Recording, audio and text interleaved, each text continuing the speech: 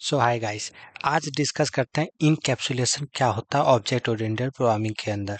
ठीक है, तो इनकैप्सुलेशन मीन्स कैप्सूल, एक कैप्सूल है आप समझिए, और कैप्सूल के अंदर सब चीज़ें पुट कर रहे हैं। ठीक है ना, जैसे मेथड्स हो गए या डाटा, इसको अच्छे से समझते हैं। जैसे हमको कोई एक क्लास बनाए, ठीक है ना, या कुछ भी हम एक बनाए, उसके अंदर बाहर से कोई एक्सेस ना हो उस, ठीक है ना, बाहर से एक्सेस ना हो, तो उसके अंदर हम प्राइवेट पब्लिक ये सब चीज़ें यूज करते हैं रेस्ट्रिक्शन के लिए। तो यहाँ पे क्या करता है, इनकैप्सुलेशन का काम क्या रहता है कि bundling data and methods. Okay, एक उसके अंदर सब चीज, एक कैप्सूल के अंदर सब चीज पुट कर दिया, उसका एट्रीब्यूट्स और उसका प्रॉपर्टीज, उसका मेथड्स, फंक्शन, ऑल चीज। ओके, बाहर से एक्सेस नहीं होगा। एक्सेस के लिए हमें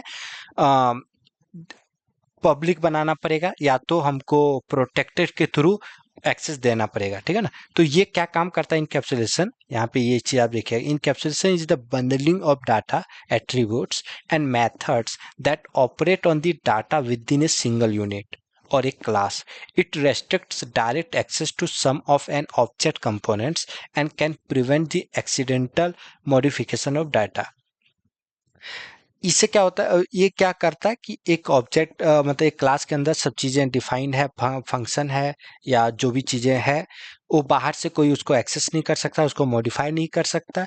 लेकिन हम इसको एज अ प्रोटेक्टेड और एज अ पब्लिक बना के हम एक्सेस दे सकते हैं बाहर वालों को। ठीक है ना, कैसे एक्सेस देंगे, हम गेटर सेटर यूज करेंगे। ठीक है ना, गेटर सेटर कि हमको अगर ये डाटा चाहिए तो गेटर यूज कर लेंगे, अगर हमको कुछ डाटा सेट करना तो सेटर यूज कर लेंगे।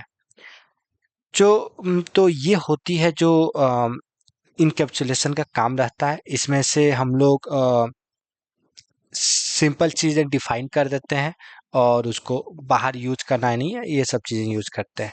So thank you guys. अगर आपको ये सब कॉन्सेप्ट चाहिए, बहुत कॉन्सेप्ट है हमारे यहाँ पे, तो हमारे टेकी लंच पे जाइए और वहाँ पे आपको ये चीज़ें मिल जाएगा। बहुत सारे 400 कॉन्सेप्ट है। Okay, so thank you guys.